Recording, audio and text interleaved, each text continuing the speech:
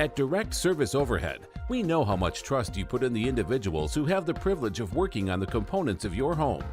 We understand that a broken garage door is the last thing you want to be worried about, and most of the time, doors break at the most inconvenient times. Our professionally trained technicians service 24 hours a day, and our high-cycle parts are guaranteed to make a noticeable impact on your garage door without putting a damper on your wallet. If you're looking for need of assistance maintaining your current garage door, our team has the experience and expertise to deliver the results you deserve. Give Direct Service Overhead a call today or visit us online to learn more.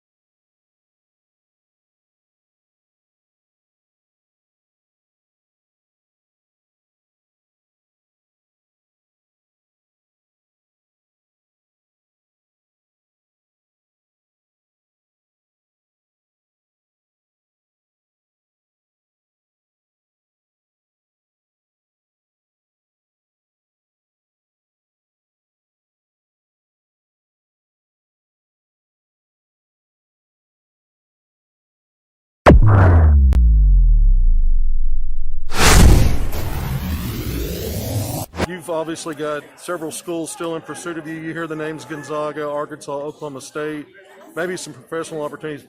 Talk about your decision process right now as you get through recruiting. To be honest, I'm getting close to making a decision. Like, here shortly, I should know. No, I'm just trying to narrow it down and figure out to make the right decision. Right. We're looking at a week, a month?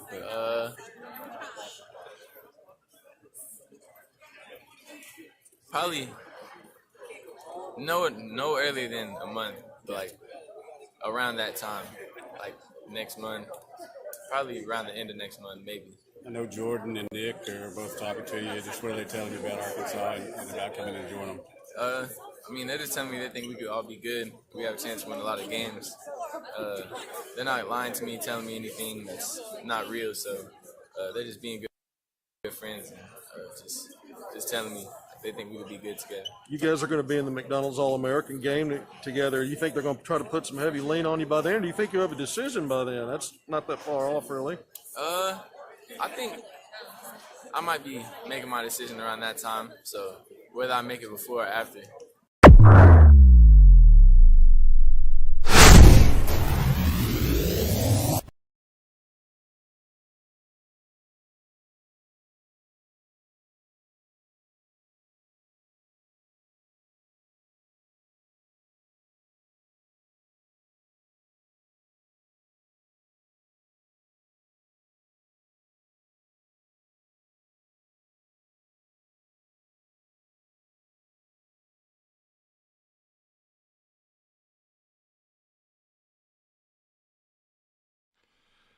All right, that was posted. That was Anthony Black, who was talking to Dudley Dawson. That was posted on behalf of Kevin McPherson on Twitter. So shout out to those two asking the questions. Anthony Black, ladies and gentlemen, will he be a Razorback? Can the Hogs win on the road down in Florida? Let's find out. 3, 2, 1. Yo, what's going on, Razorback fans, SEC fans everywhere? Welcome. Welcome to the one and only Pig Trail Network YouTube channel. I'm Ty Hudson, creator and host of the show. Yeah, I think from now on, Mondays are probably going to be noon. I realize I've got some competitors that do their thing at noon, whatevs. We're doing our thing on Mondays at noon, mostly because basketball rankings usually come out right at around 11, and I kind of want to be prepped. I want to be prepped going into the show, like, okay, where are they at? What's going on with the AP Top 25? So here we are. Razorbacks move up some spots, so we'll get into all that. Do me a favor, like, comment, share the content if you haven't already. Tap the subscribe button. You know, the usual stuff. for you OGs who've been around for a minute. PTN Discord, if you guys want to join that, link is provided for you. Again, it's that weird little arrow. You used to have an option where it said description box down below. Now it's like the little arrow on the bottom left-hand corner of the screen, I think, if you're watching on your phone. If you click down on that, that pulls up all the options. PTN Patreon is there. Joining the Discord is there. Everything you need. Everything you need right in one beautiful place. How about that? Without cheating, do you know the last time Arkansas won at Florida? I just looked at that. It was 1995. I don't remember the date. It was like January 19th or something, 1995. See, I didn't have the exact date. I know it was 95, Celtics for life. You're going to have to tell me if did I get the year right? I know it was 95. I don't remember the exact date, though. I didn't memorize that. 95 is correct. Okay. All right. Okay. It's been a minute. It's been a hot minute since you've been able to go down there and win. And by the way, you've had some pretty good teams go down there and lose. Teams that were better than Florida, and you still found a way to lose. They struggle down there. Without a doubt. They struggle down in Gainesville, man. It's going to be a tough game. It's going to be a tough game, not only just because of that, because it's tough to play in that arena, but it's tough because Florida is actually pretty scrappy at home. So, again, we'll get into all that and more. Shout out to Patreon subscribers. Oh, my God, y'all. We're coming up on 40 Patreon subscribers. 40 Patreon subscribers. That's incredible. If you guys are in Patreon, I say this all the time, and I'm not seeing anyone.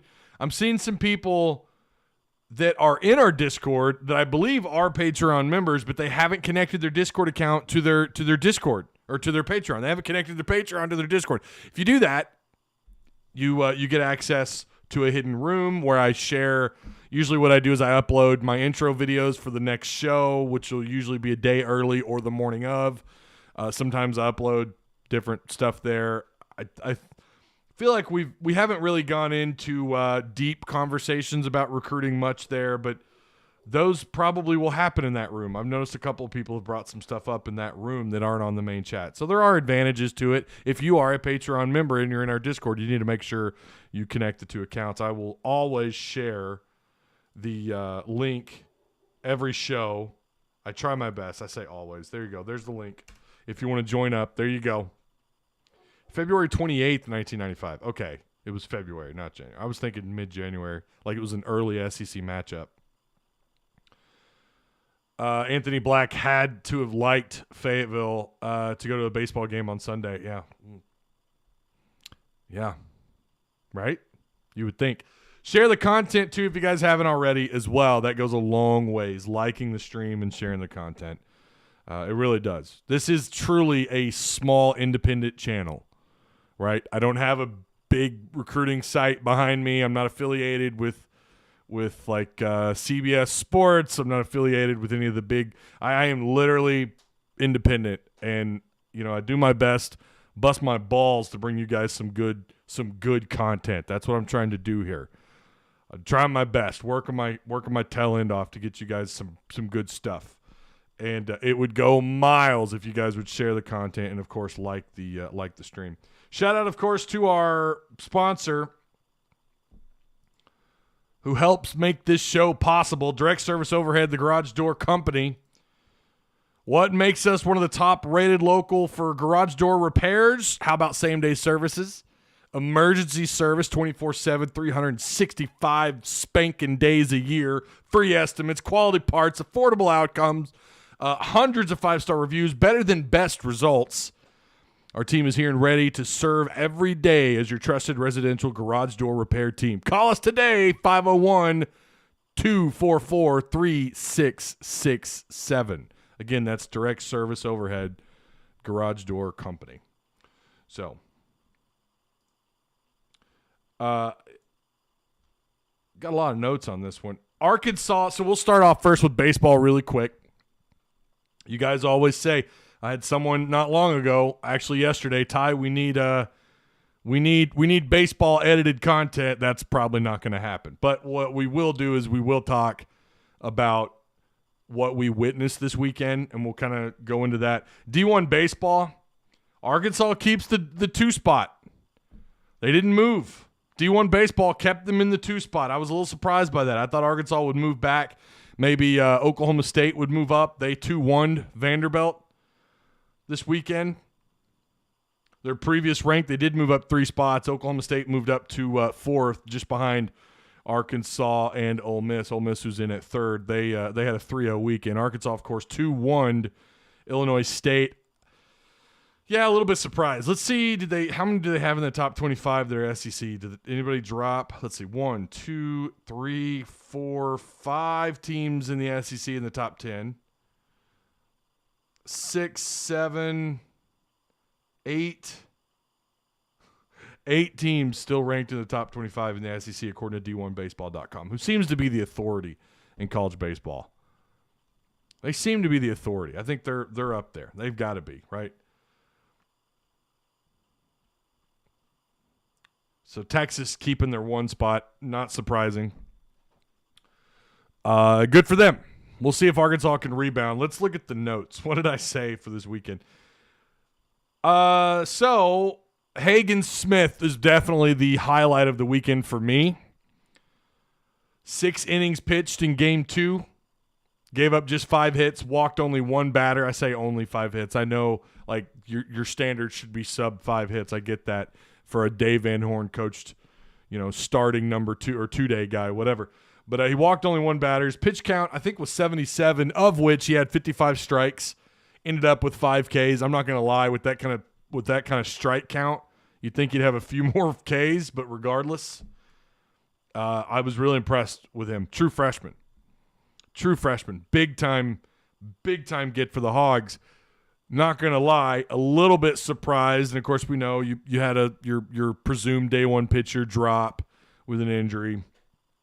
And Connor Nolan was expected to be the day 2 guy with probably someone else day 3. Didn't think Hagen Smith would be a starter. I know that was a lot of the buzz, and here we are. He's your day 2 starter, and he showed it. And if he continues this, it's 1 game. And Illinois State was not exactly great at the plate this weekend. Not that they were terrible, but they weren't, let's just say you're going to face some better hitting teams once you get in. Well, hell, this weekend. I mean, you've got a big weekend ahead of you. So we'll see how he handles a much bigger and presumed better opponent. But then again, this is college baseball. Like sometimes these mid-majors, these smaller schools can surprise you, very similar to basketball, right? But we'll see how he does. And I if he gets anywhere near that kind of strike count, off 70-plus pitches, that's pretty impressive. Overall, I thought the Hogs struggled to get much going at the plate in the first 2 games. They had a combined total of just 12 hits and just 7 runs scored until game 3. Then they got a little bit hotter at the plate. They got better. But then they left 11 guys stranded on base. That's just entirely too many. 11 players stranded. 11 players left on base in a single game is just crazy. Way too early to panic, and you did win the series after all. And I do think Illinois State, they've got veteran pitchers. You had some new faces. You had some new faces at the plate for Arkansas, right? And Illinois State has some experience on the bullpen. They were pretty nasty up there, especially those first 2 games. Game 3, Arkansas kind of let it loose a little bit. But again, way too early to panic for those of you who are a little panicked. I think most people, though, understand that this is college baseball, man. You don't live and die off a single game, right? If you go down and you get swept in this tournament this weekend, I'd still say it's too early to panic. Not that there shouldn't be any criticisms warranted. And that's the way we're going to do these things here. We're going to take it weekend by weekend. And we'll have some obviously we'll have midweek games to talk about. Some interesting matchups during the midweeks this year. Let's hope Arkansas is able to get more points on the board and stay more consistent at the plate. They should be one of the better hitting teams in the SEC, if not the best home run hitting team with all the power they have. but cannot leave as many guys stranded as they did this weekend. Just too many points left on base. Game 3, it felt like, God, they should have a 8-0 run, 8-0 lead at several points in the game. It felt like Arkansas was doing so much better, and yet they were just having a hard time getting those guys home. So overall, I think it was still a good weekend. Not a great weekend. You'd prefer the sweep, but you're not going to win them all. It doesn't matter who you play. You're not going to win them all. But, yeah, I mean, again, Hagen Smith, really impressed. Really, really impressed with Hagen. What up, Ty? What's up, Scott? How you doing, man? Like and share, done and done. Look at you, Gerard Collins. I still think Black doesn't come here. Hope I'm wrong, but if not, oh well. Says Austin Foster. Share it, folks. More people see the content, more chances they'll click the link. Oh, there you go. With the playoff not expanding at least till 2026, I heard it's possible SEC starts doing their own in the future. What's your opinion, Ty? Well, at that point, they're going to have to. I mean, you know, you're waiting on Texas and Oklahoma to join, right? You're waiting on Oklahoma and Texas to join. You know, I don't know. God only knows at this point what the hell the SEC decides to do from this point, you know, moving forward. I really don't know. I don't know what the right answer is. I think eventually we are leading to a point in time where the NCAA just gets left in the dust. Steven Rogers says it's G League or Hogs for Black. If he plays college ball, it will be for the Hogs. Okay, fair enough. Honestly, 5 hits in your first collegiate start isn't bad. Didn't we get swept in Texas and then end up making? No, you went down to Texas and we didn't get swept. We swept in Texas. You beat UT, TCU, and Texas Tech. Hey, finally caught alive again. It's been a while. What's up, Ryan Jones? How you doing, man? Again, share the content, guys, and hit the like button. Do me a faves. Do me a solid. Again, I know this is noon. It's not the 11 a.m. start. You know, that's going to throw some people off who didn't catch, you know, because I posted this on Twitter and I posted it in our Discord. I posted it in the YouTube community, on the YouTube community page. Some people are just going to be left behind a little bit, but hopefully they're here watching later. Nolan had a bad inning and did great after that. Also, it's Nolan. If you're going to shit on the kid, at least spell his name right. Who? David Scott was hating on. Yeah, I think Connor Nolan did get off to a rough start, but then he ended up doing pretty good. He ended up having a pretty good outing. Pretty solid. He rebounded nicely. Not talking last year, Ty. Oh, well, I apologize, Austin. I don't know what you're talking about. What do you mean? Didn't we get swept in Texas and then end up making it to Omaha 1 year? Oh, 1 year. See, my mic, so what I'm doing is I'm reading literally with one eye because the microphone is right here, right where I'm looking at chat, so I will mess that up. Amude plays better away, so maybe he'll go off at Florida, says Edward Hatcher. I'm telling you, man, there's no consistency with that guy. Amude could be such a baller if we get a little bit of what he does on the road at home. Could you imagine? I don't know. Excuse me, Nolan, still not impressed. It's one game, David. You're not supposed to be anything. It's one game. I think people, and I get, like, his career has not been great here. It hasn't. He's struggled. He had some good moments last year and not so great moments over his time here talking about Connor Nolan. I get the skepticism. I think I honestly, look, I'm not going to hate on anyone for being a little skeptical of Connor Nolan. I'm not ready to say anything, you know, one way or another that he's good or bad. He had one bad inning. I think what was impressive, what was it, the 4th inning when he went out and pitched his ass off? Like I thought as he went on, he got better and got some quick outs, better control. If you talk to the people or listen to the people who know a lot more about pitching, he had better control. You know, didn't have a commanding presence on the mound, but definitely you felt like he was pretty strong and confident as the game. And that's good to see. And you saw a couple of different guys do that, get themselves out of jams. I thought Arkansas, like, their pitching was honestly pretty decent. It was really good. I'll tell you what hurt them, and we talked about this in Discord, and I don't know if Flame Shot, if he's in here, but he brought up a good point in Discord. Dude, their infield, their defense, their infield, outfield was just great. I mean, you know, like, it was hard to catch them out of position. You know, you had a couple of gappers in this three-game series, but I don't know that they even made a single error on the weekend. I could be wrong. I thought both defenses were really good on the field. Their second baseman probably stole I don't know how many runs. I forgot that dude's name, but the guy playing second base just stole runs from the Hogs. I mean, it was really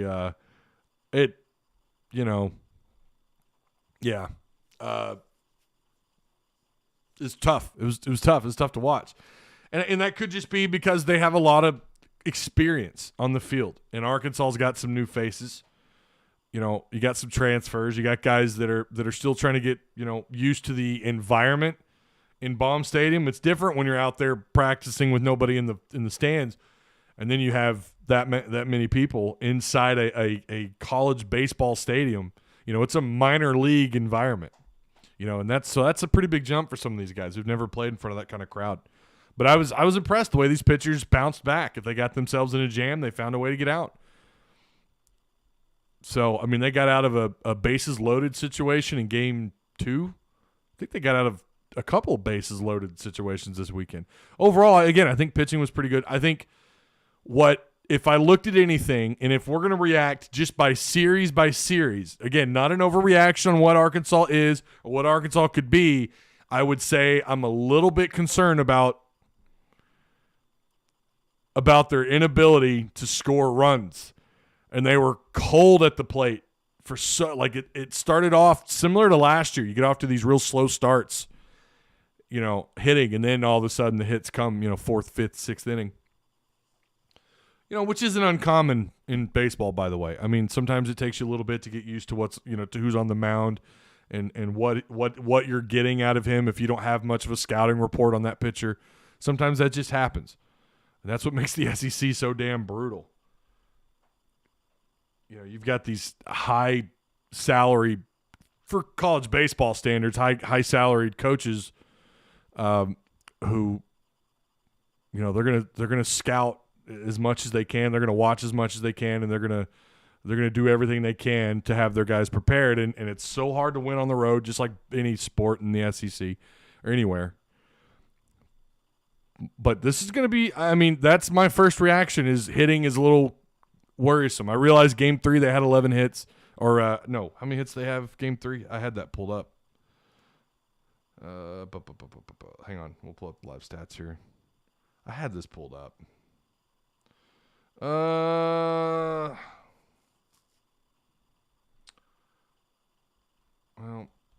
now I'm not getting... Stovall had a rough weekend. What was he, 2 for 13 or something? Stovall, and I you know, he's a true freshman. You know, it's kind of to be expected. In game 3, you ended up with 2, 4, 5, 6, 9, 10. So you ended up with 12 hits, 11 guys stranded. That's what I'm seeing here. Yep, 12 hits. 34 at-bats. 4 runs scored. No, that's game 2, isn't it? No, that's game 3. Yep. Unless I'm looking at that wrong. But yeah, so I thought, like, look, man, they got it going in game 3. 12 hits is spectacular. When you're talking about 10, 11, 12 hits, that's pretty good. You'll take that, right? Against anybody. It doesn't matter against 2, but what matters is getting runs, getting guys to score. And they struggled. I was pretty impressed a little bit with Lanzilli. Obviously, Slavens, you know, Stovall got a couple of hits in game 3. That's where he got all of his hits. He started off like 0 for 9 or 0 for 8, whatever it was. Bob Moore.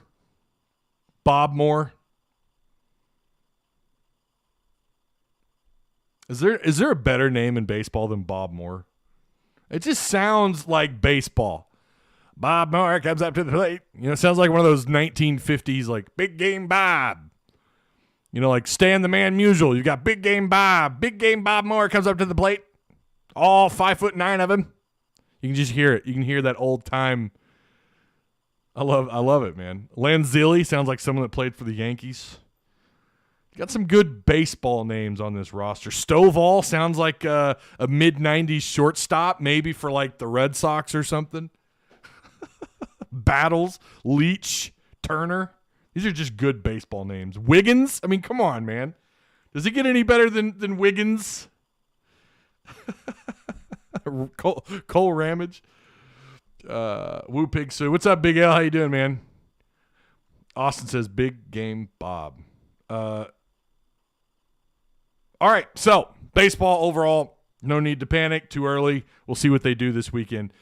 Move on to the subject matter. Well, one of the two big subject matters of this live stream, Anthony Black. Ho ho! You guys saw it. If you didn't at the beginning, oh my God.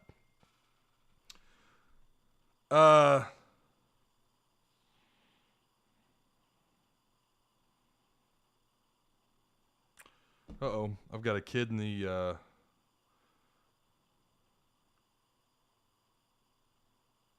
Oh, okay. It's nothing. She's good. All right, got my kid's nurse just texted me. Well, school nurse. Anthony Black, you guys saw the interview that he gave with I think again it was Dudley Dawson, it was McPherson. You can catch him on Twitter. You can find that interview. Shout out to them. That is full credit to them, not me. But you had to play that, right? We had to see what he had to say.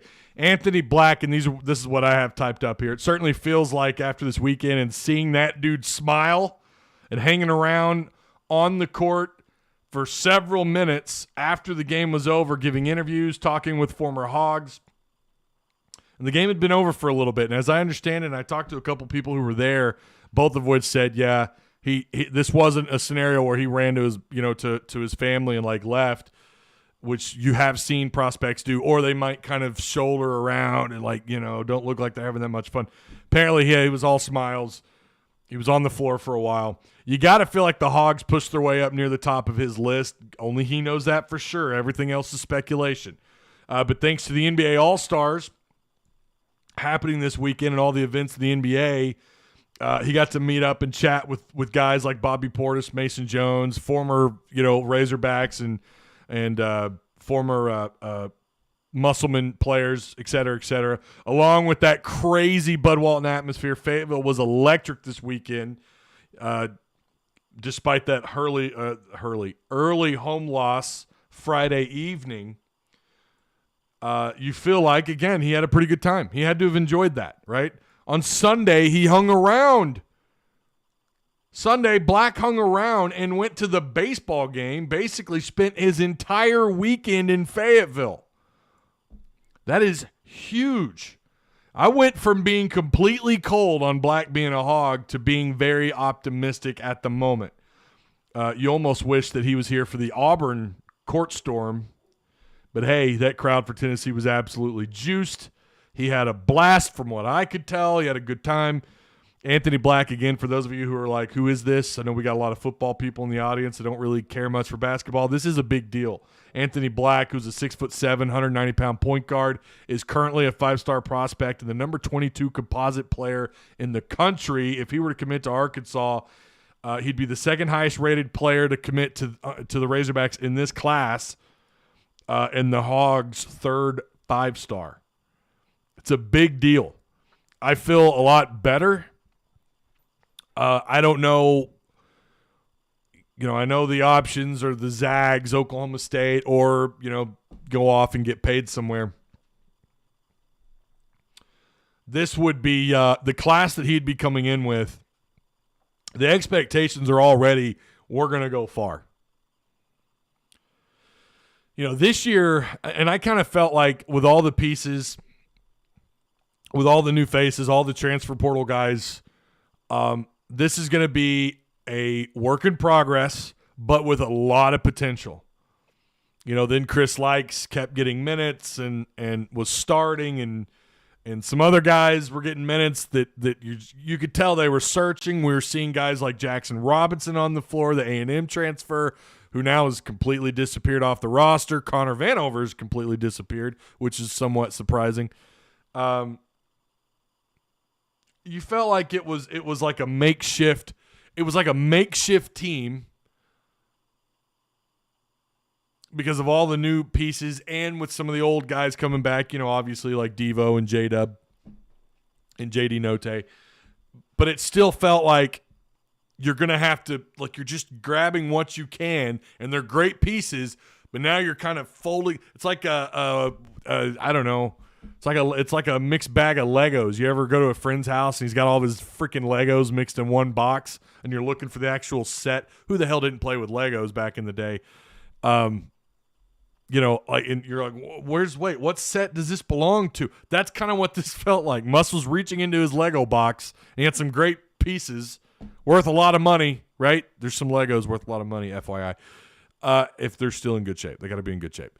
Like, he's putting this thing together. He's trying to build a house. He's trying to continue that forward momentum that he garnered from a year ago, making the Elite Eight. And now you've got it you're seeing what it is, but it's transfers, right? We're not talking about incoming freshmen like what we saw in the previous year. We had more freshmen come in and have an impact. It's going to be mostly portal guys.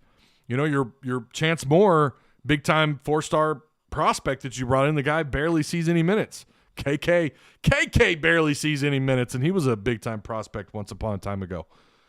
So, and now it's built and it's looking pretty good.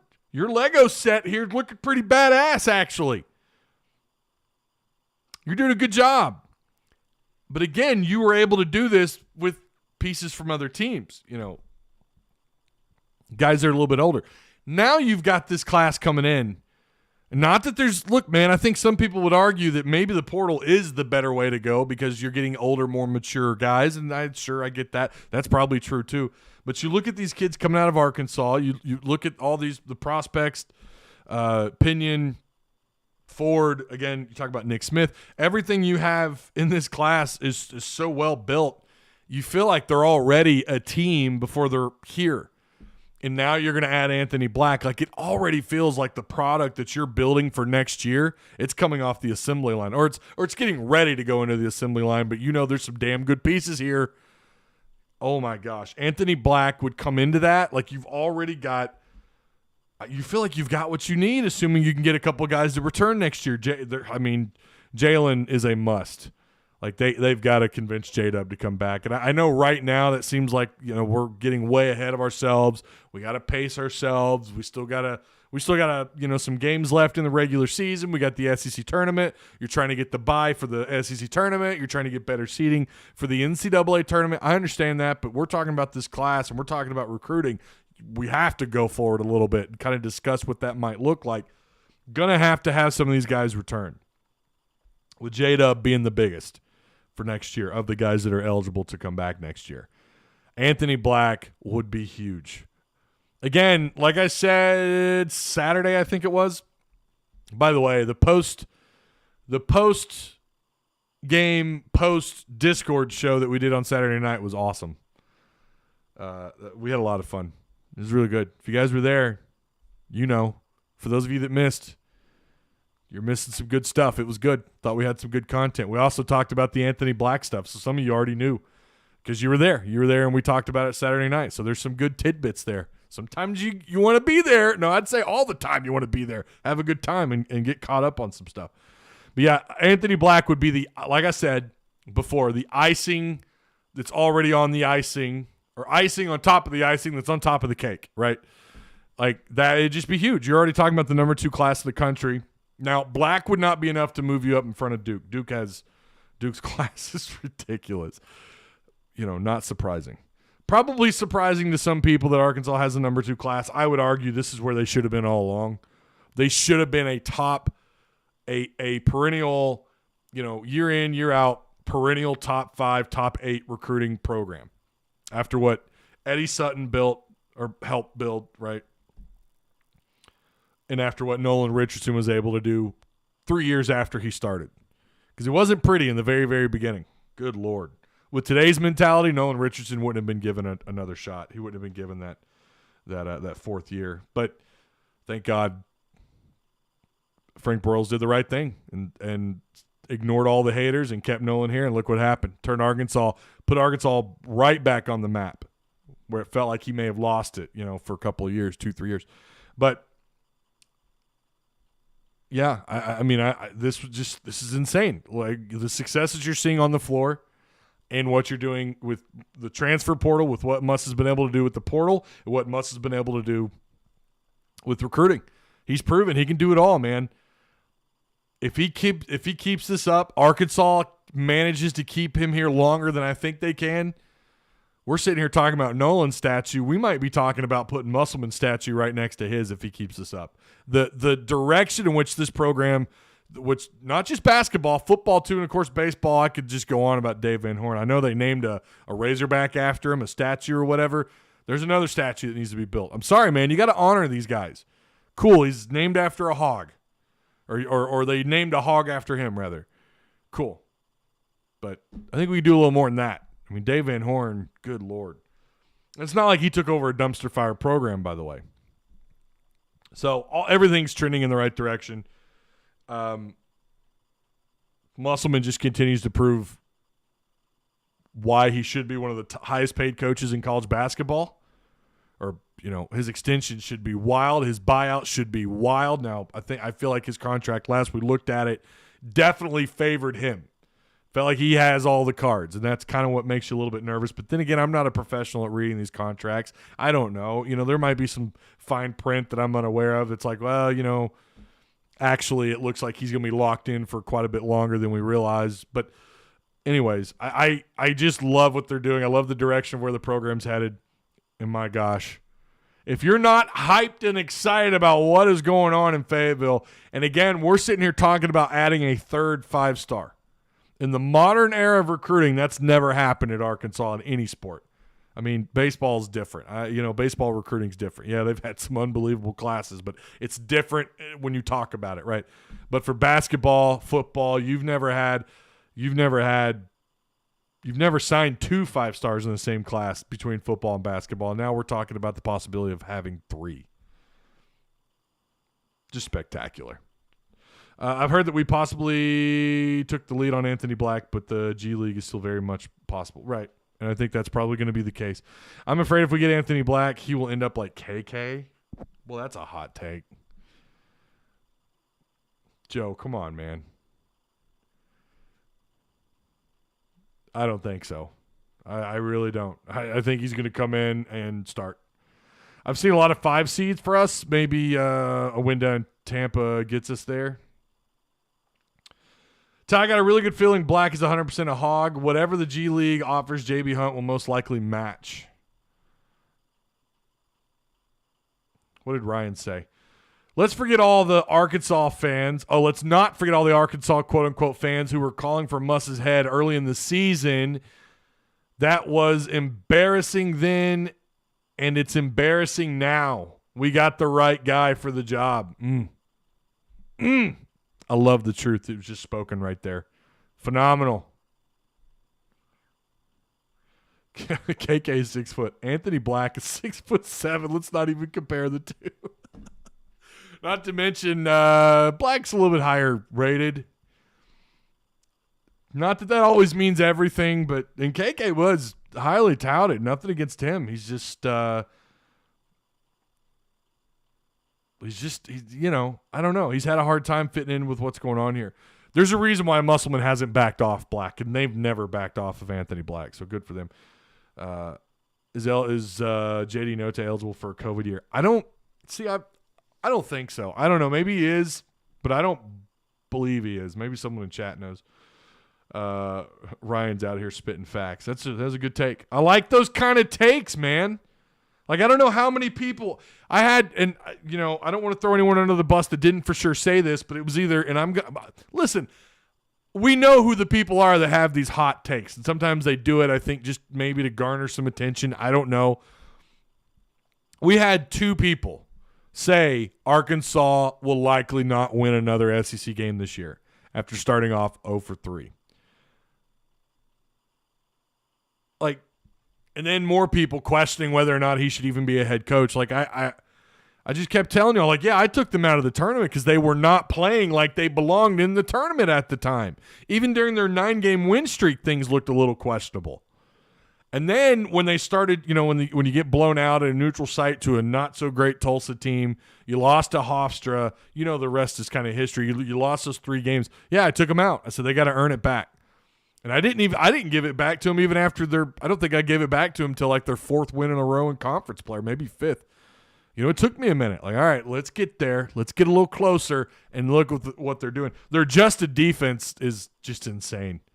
They might very well be not only the best defensive team. When you talk about adjustments, the defensive adjustment through the year, if they're not the best or second best defensive team in the SEC, they're most definitely one of the top 8 defenses in college basketball right now. I mean, they're playing at such a high level.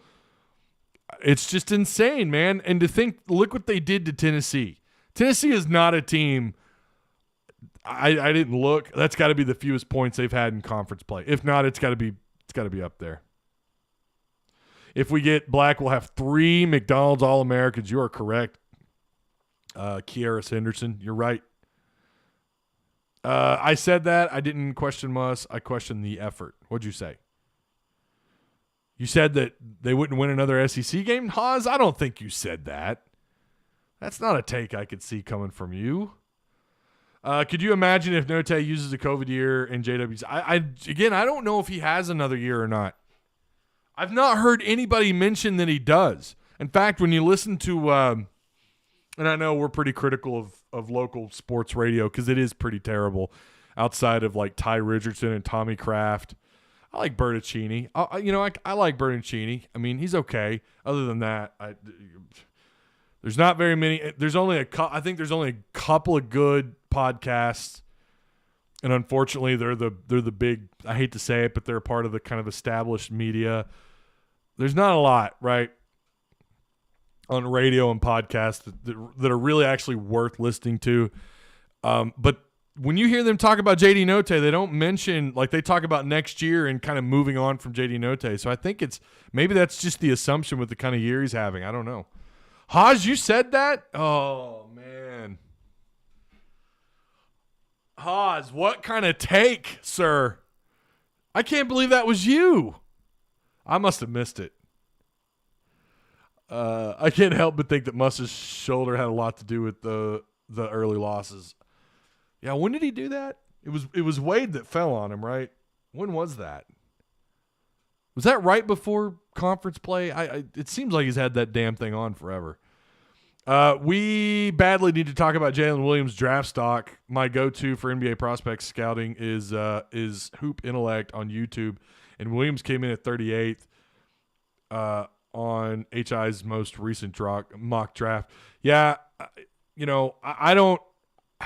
Anything can happen. I mean, really, anything can happen.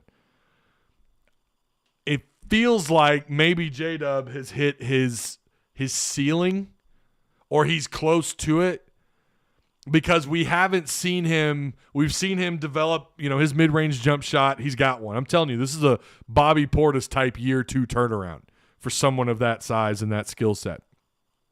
It's a Bobby Portis year 2 turnaround. Portis is a little bit different story. But even Portis, he was kind of a multi-tool player like Jalen Williams was, or a Daniel Gafford. Remember how fast Daniel Gafford moved up the floor? I've never seen someone that size. His ability to move up and down the floor was just impeccable, and he was great, man. Could not imagine either one of those two guys in this system. It's just be insane. But, he's had that similar kind of development, and yet he's still kind of thought of as maybe not really a first-round prospect at the height of his career. And we're not seeing continuous 16-point games. What we are seeing, though, are the double-doubles stacking up, right? He's almost automatic he's done really good at the free throw line. He's gotten better at the free throw line, although I think he missed. What game was that where he shot 50% at the line? He took 6 shots. He was 3 of 6. Maybe it was 5 of 8, something like that. But he's still overall pretty good at the free throw line. We're not seeing him take, more shots outside. We're not seeing him develop that part of his game. This is what I would say. Unless he turns into a, 16 point a night, 9-10 rebounds a night, 3 or 4 assists a night kind of guy. And by the way, 41 charges taken on the year. That's never seen anything like that. I've never seen anything like. He's a utility player. He's a utility forward. That's what he is. But unless he has some consistent, forward momentum in those categories, I don't know that he gets looked at as a first rounder. It wouldn't shock me though if we start hearing more about him being somewhere at the tail end of the first round. Now, what you've got to do if you're Musselman is convince him, look, if you stick it out, now you're going to be around some one and dones. You're going to be around some other guys whose games are elevated at a really high level. Not that these guys you're playing with this year aren't, because you've got some damn good players around you that are fitting really well and they're buying into the system. But next year, you're going to be with guys that are legit NBA. Like, these are guys that are going to be next level. I mean, you're probably, if you bring Anthony Black, you look like you've got 2 one-and-dones on your roster. That's what you're going to get the opportunity to play with. And you're going to be able to elevate your game next year. And plus, you're going to have just as big of a role because, once again, you're probably going to be our only big on the floor. You're still going to get mad minutes, But he's got to calm down on the early fouls. I mean, he still has things he needs to work on. I'd love to see him develop to be to being a guy who's confident in taking more than just one look outside too. I'd love it if he would try to gain a little bit more confidence. I realize it's probably not something Musselman really wants him doing a whole lot of, but you don't mind him taking maybe three looks. He gets open looks all the time and he passes them up. He hesitates. Now, if he works on that end of his game and that percentage jumps up quite a bit, it changes the entire dynamic of what everyone's talking about with Jalen Williams. Look, I'm not ruling it out. That's all I'll say. I won't rule it out. Anything could happen. I mean, he has developed his game, but you wonder if we've seen he's at the tip top now where he's at in his career as a Razorback. Maybe you can convince him to come back year 3, and in the offseason you're going to develop him into a lottery pick. Maybe that's what you can do with him in the offseason, and you can convince him of that. We can go on and on about J-Dub. I'm so just blown away. Not really shocked because he was highly recruited out of high school out of Fort Smith, but I mean, his evolution this year, you're seeing it. His development as a player, and I think some of that too has to do with the guys around him too, buying into their roles. Those guys got better, different rotation, different starting 5. I think that also has played a pretty big role in his improvement. What up, Ty? What's up, Michael? Speaking of hot takes, let's get it, baby. How could Arkansas be ranked behind the team they just beat? What the hell are these pollsters smoking? Well, you beat them at home, so that is something you have to consider. Do you think they go on the road and beat Tennessee? You guys know where I'm at on that. I think there's just some places on the road that are really hard to play at. I don't know that Arkansas can get a win on the road at Tennessee or not. I mean, I think they can. Let me rephrase that. I think they can. It's just a matter of not will they, right? Will they do that? I don't know. We'll see. I'd hate watching my team play against Jalen with how many charges he takes. It would be infuriating. Oh, they're mad. Barnes was pissed. Man. He was so mad in that post game. I was gonna actually have that as my intro, but I decided to go with I thought Anthony Black talking with the media was bigger. Jay Will loves college and loves Muss. He's staying to play with Nick Smith and the rest of this elite class. Devo might even stay. I mean, Devo's getting some good minutes. I don't know. Barnes knew coming in. Yeah, and he mentioned that. Barnes knew that's what he did. But he was still mad. He was still not happy with it. I think he's probably going to – I'd be surprised if he doesn't get fined by the NCAA or whoever, I guess the SEC.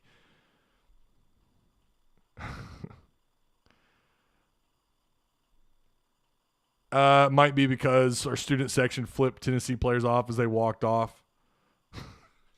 Did they really?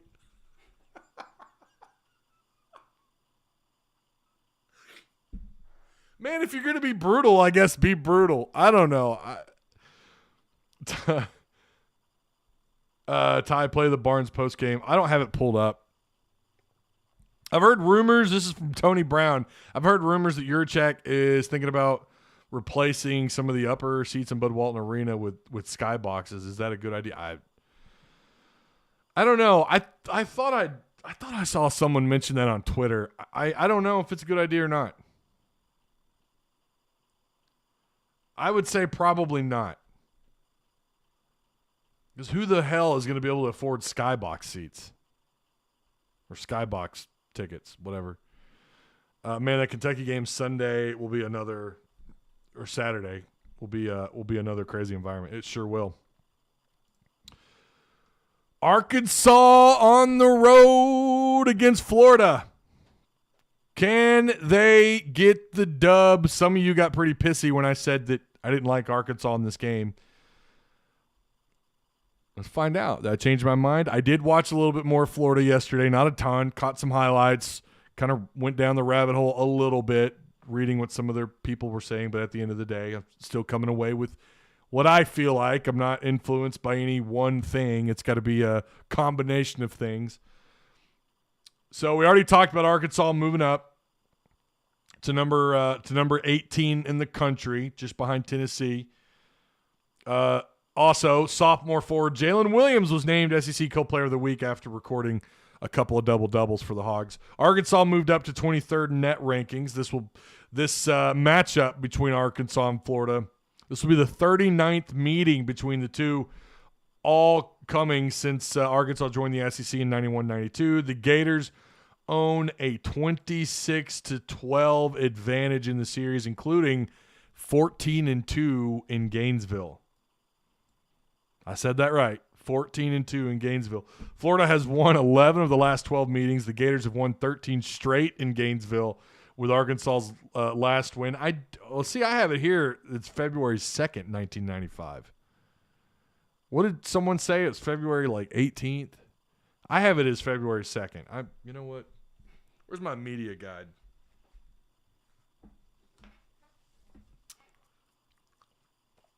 Let's see here.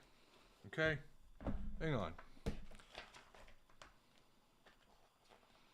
Oh, the brutal 2000s. Oh, how you should have been so much better.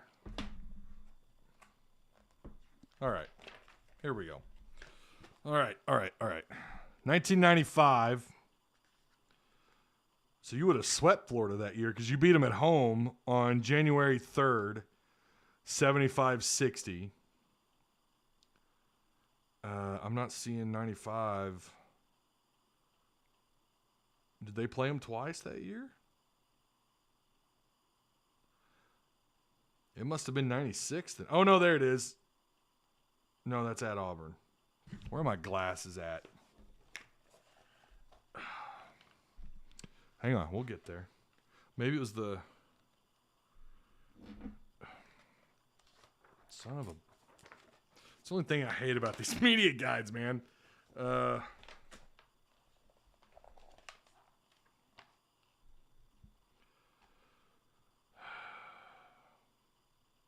Florida, 95-96. So was it 94-95 maybe? Yeah, 90. Okay, yep, there it is. February 28th. So whoever said that, you're right. You won 94, and you were number 7 in the country, 94-85.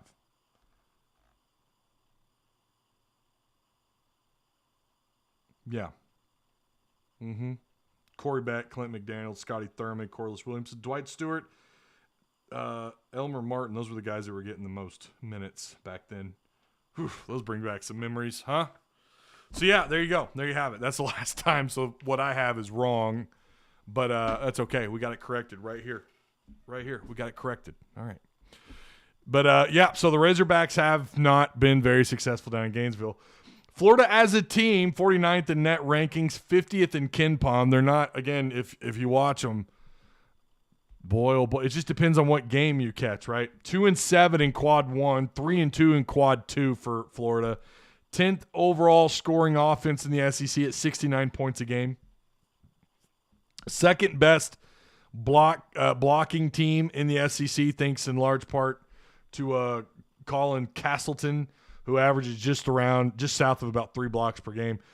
Florida is near the very bottom in the SEC in three-point shooting percentage.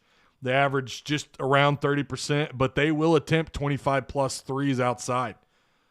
If they connect if they're going to shoot that much against Arkansas and they connect on about 33% of those shots, this could prove to be an even more difficult game and another hurdle for Arkansas to deal with, along with playing at a place you rarely win at. Ty, did your eyes get bad overnight? Overnight?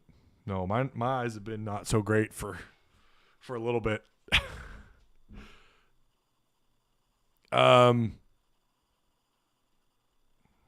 Old man Ty, got to get the readers on. That's right. So this is going to be, again, I mean, I don't have to tell you guys anything that you don't already know.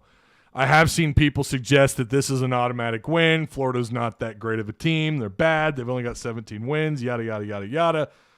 I'm going to say this. With Florida, it almost just feels like whatever team shows up, right? They are a weird team this year, but they're frustrating. They're very frustrating. They are right now. They're right in the middle of the pack. They're 500 in conference play, 7-7 overall. They're 17 in conference play. They're 7-7, 17-10 overall. They are fighting for. I think they get in to the tournament. I do. I think Florida gets in. It's going to be a lot because they got to play at home against Arkansas, right? Hang on, I thought I had that schedule pulled up. So then, here's what they have left: at Georgia, at Vandy, at home against Kentucky. A team they went on the road and got absolutely destroyed by. But if they can win against Georgia, against Arkansas, win these next 3 games, coming off a win against Auburn, number 2 ranked Auburn Tigers, you're going to have back-to-back quad 1 wins. Now, Georgia and Vanderbilt don't do a lot for you. Vanderbilt might do a little bit. And really, if you're a Razorback, you're cheering for Vanderbilt, honestly. Your only home loss. And then Kentucky and Florida will finish out the year for those 2 teams. If they win out, like, they're definitely in, and they won't have to rely on anything in the SEC tournament other than seeding. But I'm not going to say their backs are against the wall, but you kind of feel like that might be the case. Now, this is going to be a 5 p.m. tip-off for them, 6 p.m. for us. Obviously, they're East Coast, right? Am I wrong on that? They are it's 5 p.m. there. Down in Gainesville. So it'd be 6 p.m. here on ESPN2. So this is a big game. You want to talk about a tournament type setting. Here you go, man. You get these kind of wins on the road. And that's big. Now, I don't know if they're a quad 1 or quad 2. I've heard multiple people call this a quad 1. In fact, I think it was Kevin McPherson who said this was a quad 1 game. I don't know how. Their net ranking isn't real high. Their KenPom isn't real high. So I don't know. I don't know how this is a quad 1. I thought it was a quad 2, but whatever. Quad 2s do matter, and it's on the road, and that will matter. This little fuzz here is driving me crazy on my microphone.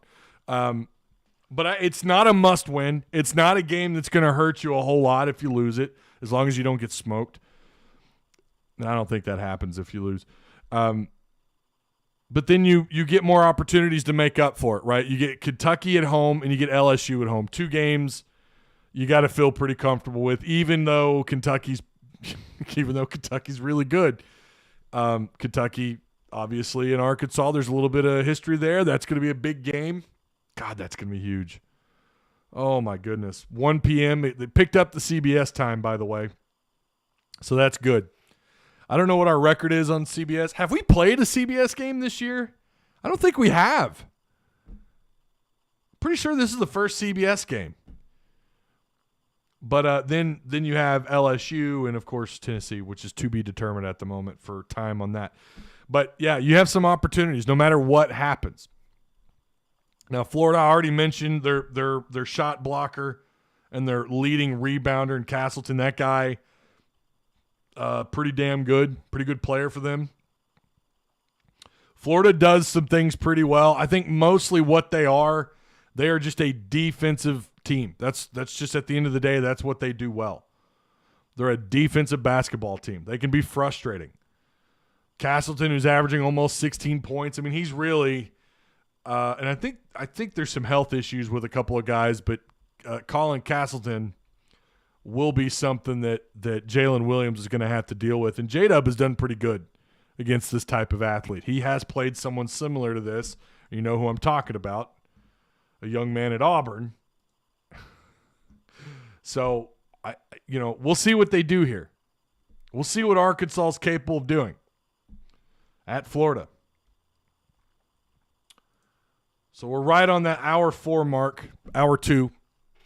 I love CBS games. It just feels big. It does feel big, doesn't it? I agree. Florida in Gainesville is a quad 1. Florida away from Gainesville is a quad 2. So they're right there on the line then, if that's the case.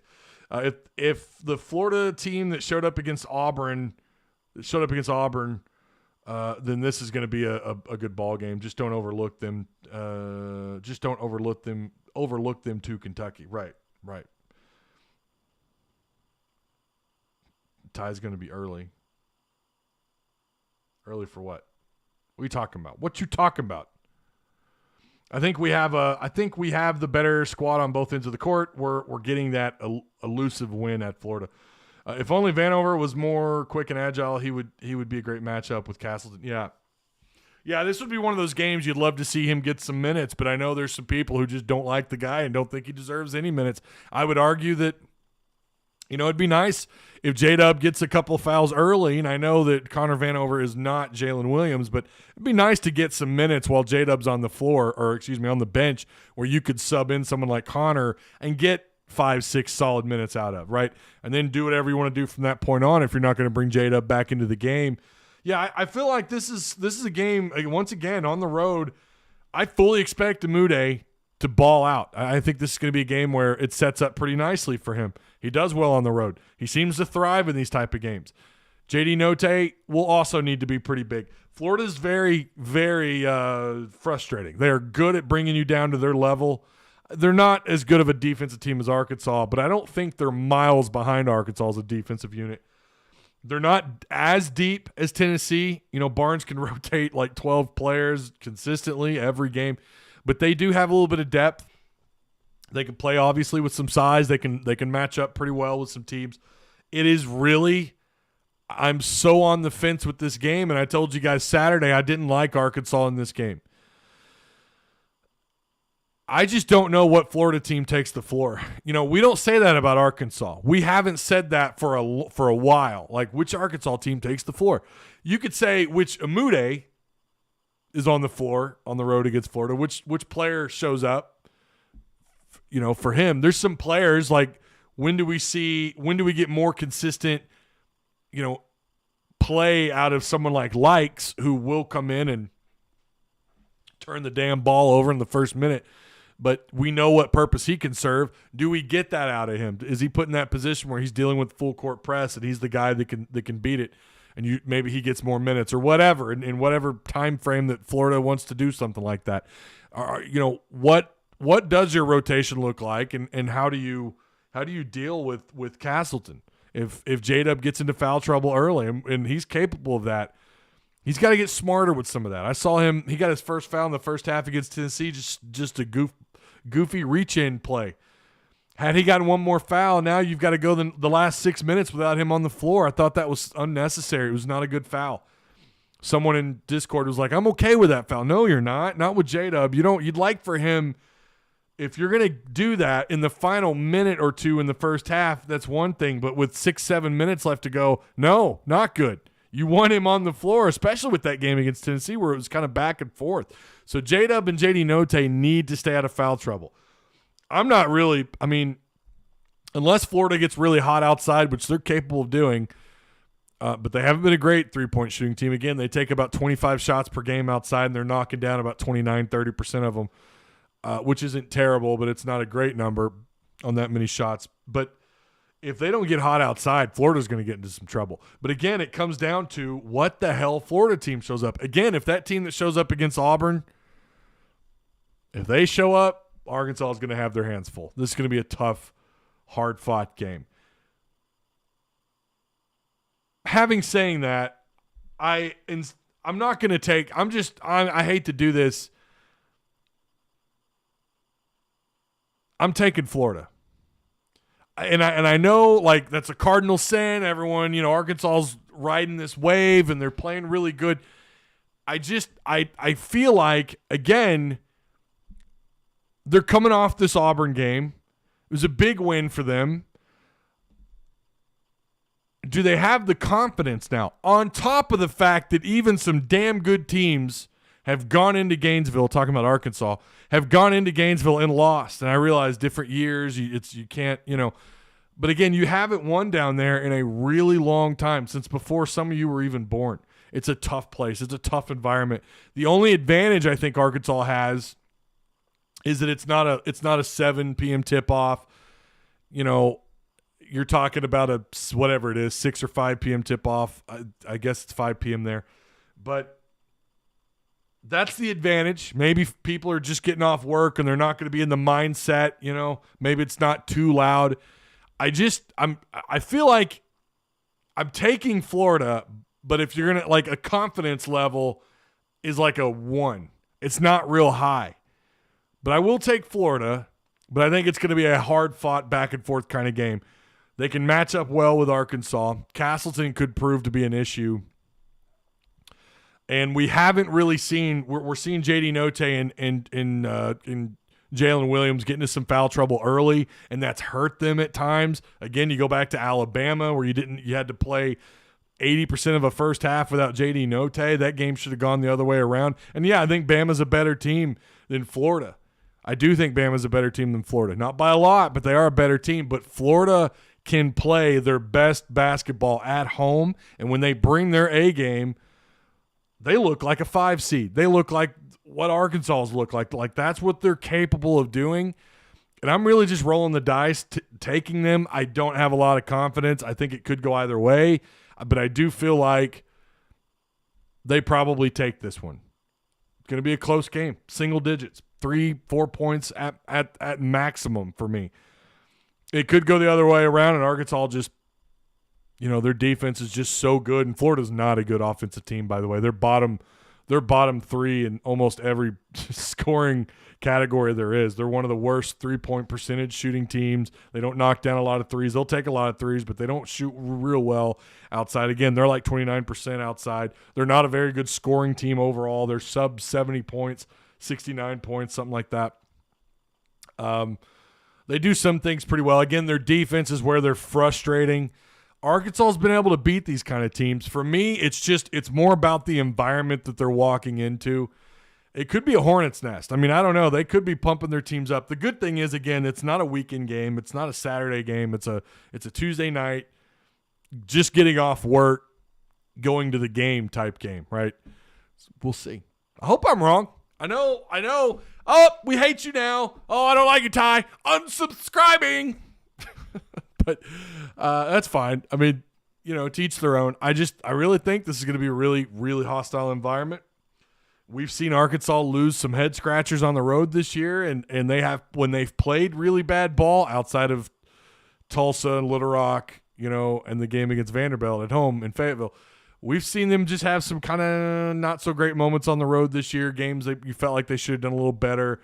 Most teams are that way. Most teams don't play their best game on the road, their best games in an environment like that. But, yeah, I'm going to take Florida. I think that win probably gave them a little bit of a boost, even though it was just a 1-point game. By the way, they got away with some stuff in that game. They absolutely did. Florida got some home cooking, and they needed it to get that win. But they have some impressive wins. They did go on the road, and they beat Frank Martin at South Carolina. They were able to beat Vanderbilt at home. They beat them 61-42, right? They beat Mississippi State at home, 80-72. Oklahoma State in the Big 12 SEC rivalry, or the Big 12 versus SEC matchups. They beat Florida State earlier in the year when they were ranked. They beat them 71-55. They beat Cal on the road, 80-60. Ohio State, 71-68. Like, they have some wins. Yeah, they lost to Texas Southern. Okay, Arkansas lost to Hofstra. What's your point? Like, different points in the year. They beat South Florida at home. I think, wasn't South Florida? Hang on. Maybe I'm getting South Florida mixed up with somebody. Aren't they playing pretty good ball? No, they're not. They're awful. Never mind. I'm getting them mixed up with another Florida club, I guess. But, yeah, I think they're capable. Again, it just depends on which team shows up. That's really what this boils down to. So what I'm saying is it's why my confidence level is so low in picking them, because they very well, the bad Florida could show up and Arkansas runs them off the court. I mean, Arkansas is a better team, front to bottom, all the way down from the, every player on the roster I feel like is at least on par or better with Florida. So they also, and I watched that second half against Tennessee. That's the game that it's like, if that team shows up at home, yeah, they're not losing another game. They're capable of that kind of play. Again, I think they have some health issues since then, and there's probably some pieces there that might be a little banged up or not playing at all. But, again, we'll just have to wait and see. We'll see what they do. But, yeah. What did Jonathan Price say? He's being a dick. What did he say? I think we got Florida, to be honest, as Mr. Razorback. I think it's absolutely it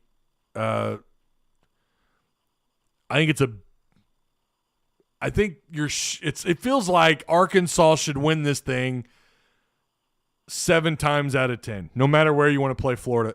It on the road, it feels like you're good enough to win that game 6 or 7 times out of 10.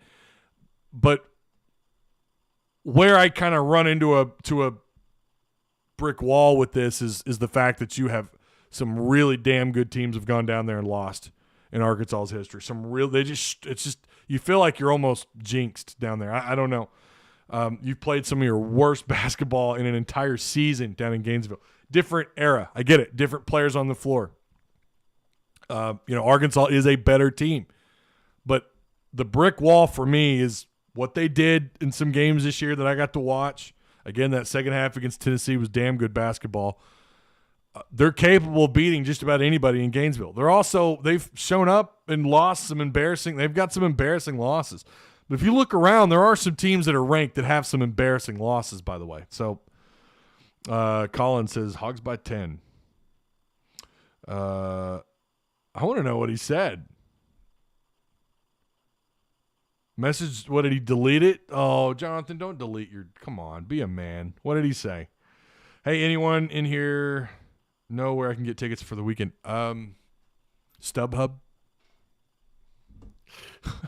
StubHub. In Bud, Florida loses by 20. In Gainesville, they will lose by 50. Sorry. Yeah, I hope. I mean, I think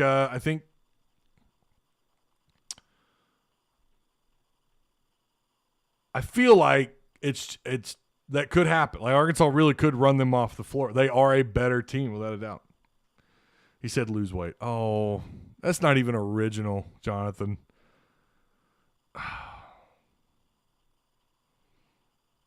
Not even original. And he probably bugged out, too. That always disappoints me. Like, if you're going to shit talk, at least hang around. Lose weight. Let's see. This is the kind of game where Note can really dominate. Should be another very slow-paced game where we'll need him to ball out in late clock situations. Yeah, it feels like it's going to be a good back and forth. I think it's going to be a good back and forth game. Probably Florida getting some, maybe get a few calls go their way in the second half, and they find a way to kind of pull away. Maybe they get a few 4, 5, 6 points. I don't know. But at the same time, Arkansas is a better club. If bad Florida shows up, Arkansas wins by 10, 20 points. I got the Gators by 4, 67-63. Yeah, and my prediction will be in the 60s for sure. I agree with that. I think it's probably, yeah, I'd say 68, 64, 68, 63 kind of game. I I don't want to play lights out. I want to save that for Kentucky. He deleted it before I get a hold of his ass. Well, he's a coward and he bugged out.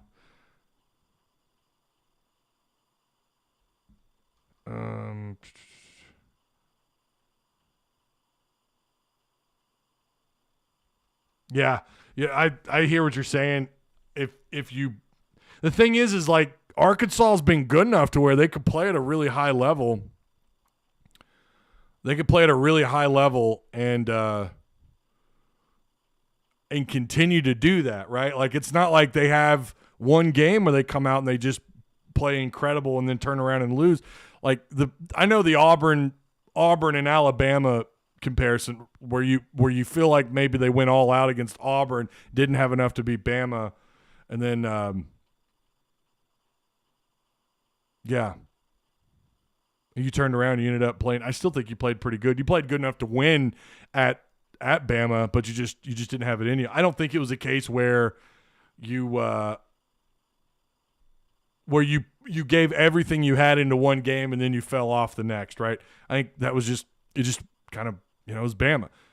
And Musselman doesn't seem to be that kind of coach where he puts it all into one game and then takes a game off. He's definitely not that kind of coach.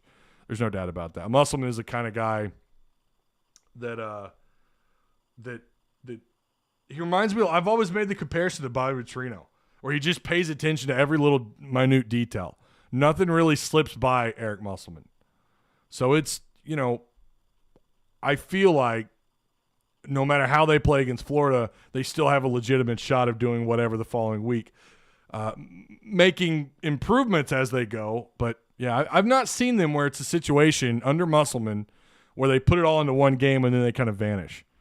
Not really seen that. What I have seen, though, was pretty consistent. And I would argue their last 13, 14 games, whatever, we've seen pretty consistent play. It's just they're getting better and better and better, especially on the defensive end of the court.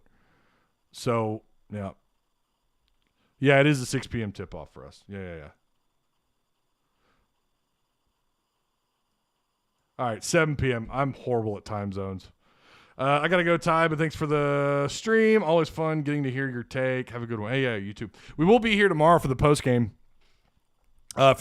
show. We'll talk about it. We'll discuss what we just witnessed. Hopefully I'm wrong. I hope I'm wrong. One question I have, and I understand Note had the fouls, but needs to slow up on those no-pass, one-shot possessions.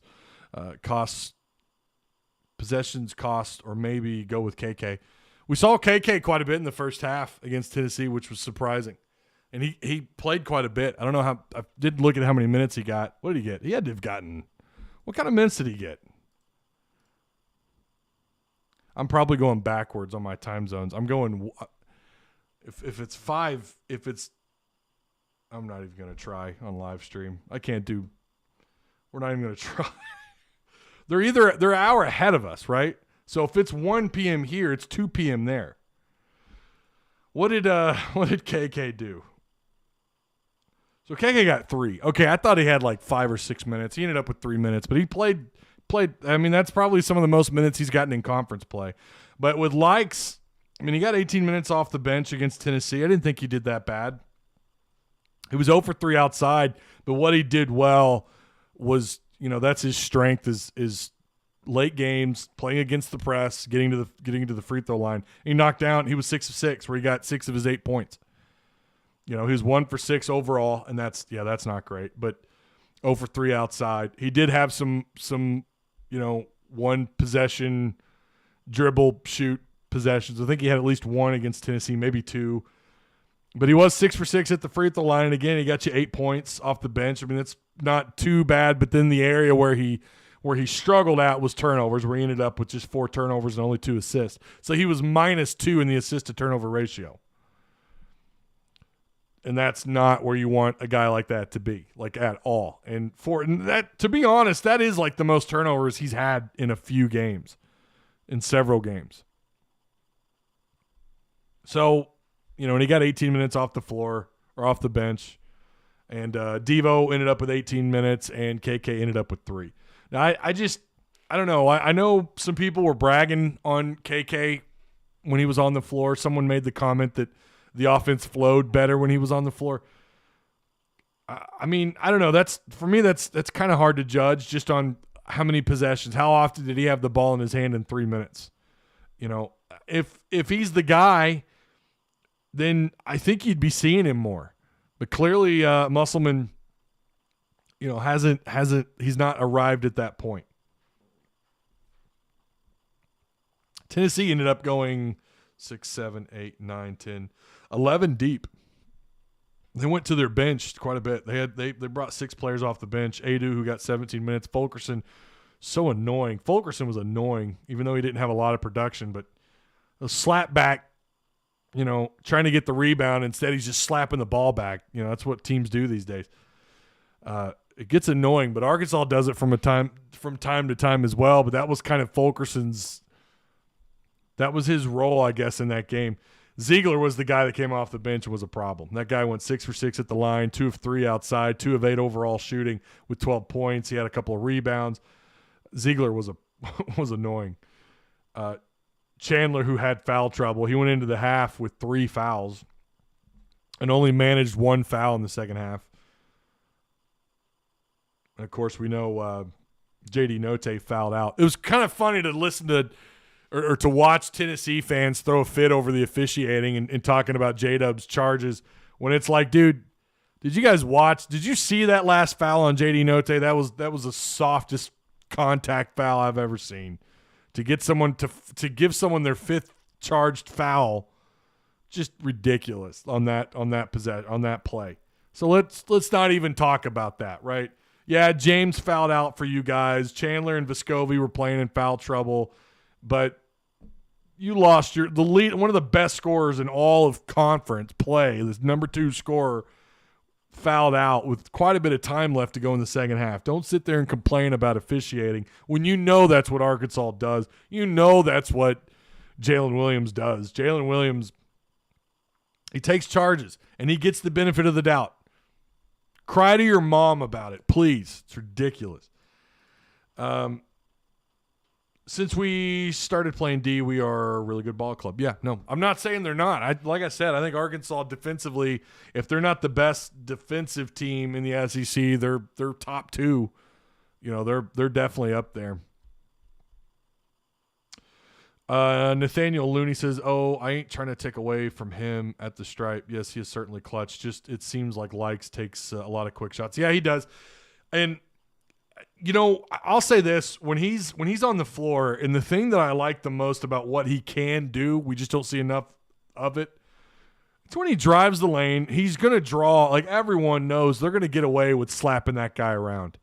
It's you know, in the middle of a game, it seems like officials were more willing and have been when Likes drives the lane, they're more willing to swallow their whistles. At the end of a game, they're not. I don't understand that. That'd be an excellent question for Tommy Kraft, who's an official, who's also on the radio with Ty Richardson in the mornings. That'd be an excellent question because I've wondered that.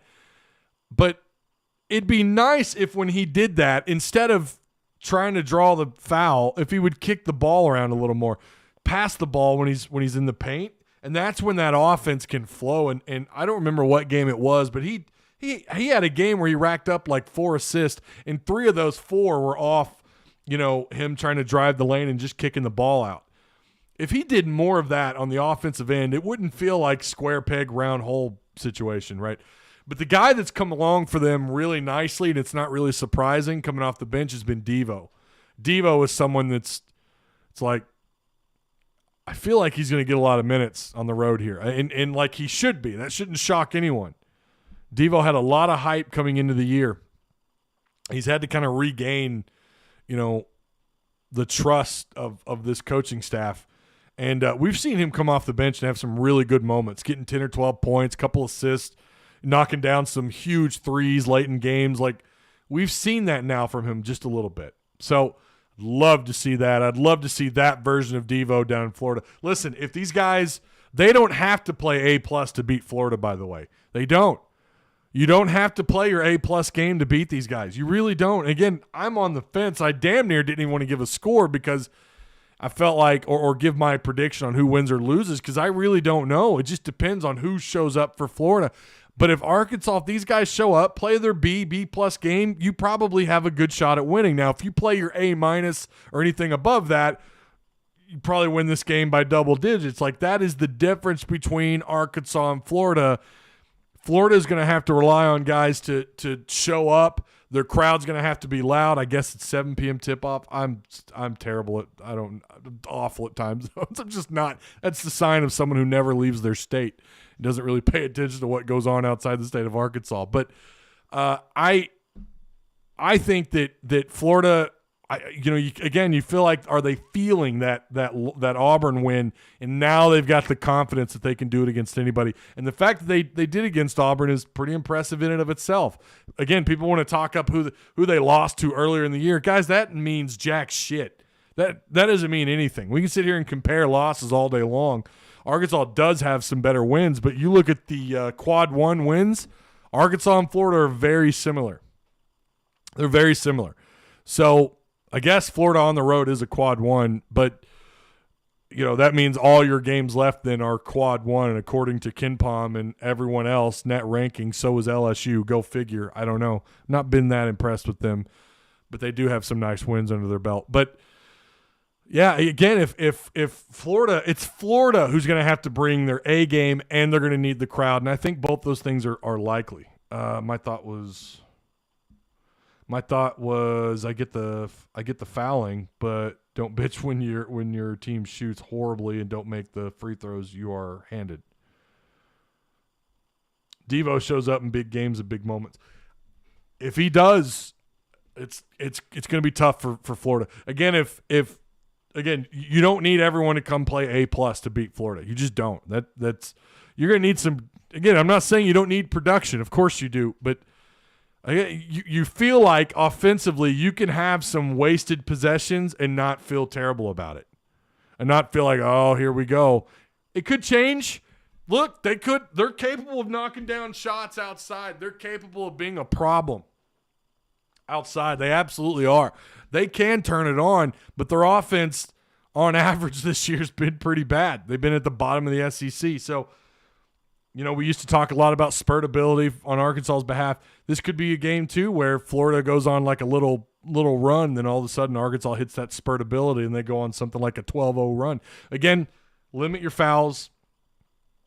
Limit turnovers. They've done a real good job in that department too lately. Need to have better turnover to assist ratio. And you ought to be fine. Like, you should be able to take care of business. But, again, I'm kind of rolling the dice taking Florida. But, again, my confidence is like a 1. I just don't know. I have no idea.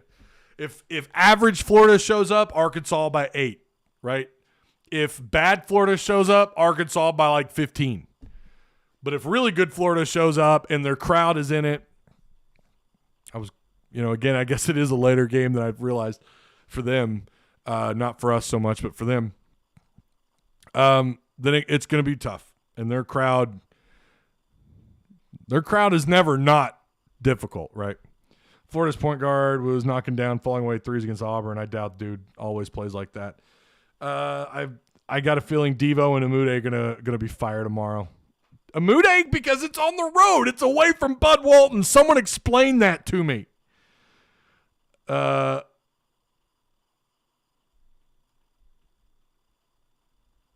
Devo's playing like he played in the second half of last year. He's not. I don't think he's at that point yet. Like, tournament Devo was almost player of the game quite a bit. Like, there were multiple games where it was like, damn, that dude's MVP. Like, that's how great he played. He's still not at that point, and we know he can get there. Boy, this would be the time for him to do it, though, right? This would be that moment where it's like, that's what I'm talking about. That's what we needed. That's what we wanted to see, fight his way into becoming a starter again. Or you keep him coming off the bench because that's kind of where he's been a bright spot. So, all right, hour and a half long stream. It's 1:30, so I'm going to have a late lunch. But I will be live for the post game. It's a big one. Big game tomorrow. Again, I almost just didn't even pick a winner because this is such a tough game to pick. But I am going to stick with Florida by like a couple of points. I want Arkansas to prove me wrong tomorrow. And this would mean so much too, because it sets you up nicely. Now you've got that, whatever you want to call it. Apparently it is a quad 1 win. You've got another quad 1 under your belt. And then you've got some games that are still on the table, right? Games that are definitely within reach for Arkansas at home. For sure at home. Tennessee on the road. Oof. Oh, man. Okay, I'll see you guys tomorrow. Looking forward to it after the game. Woo Pig. Shout out to, again, Patreon supporters. If you guys want to join Patreon, the link is provided for you down below. Remember, you get that really cool green. Look at that green font right there. You see it? Oh, you get that, and you get access to another hidden room in our Discord. So, Woo Pig, I'll see you guys tomorrow night. Go Hogs. Stay out of trouble. Or don't. Get in plenty of trouble. I don't care. Just be here tomorrow night.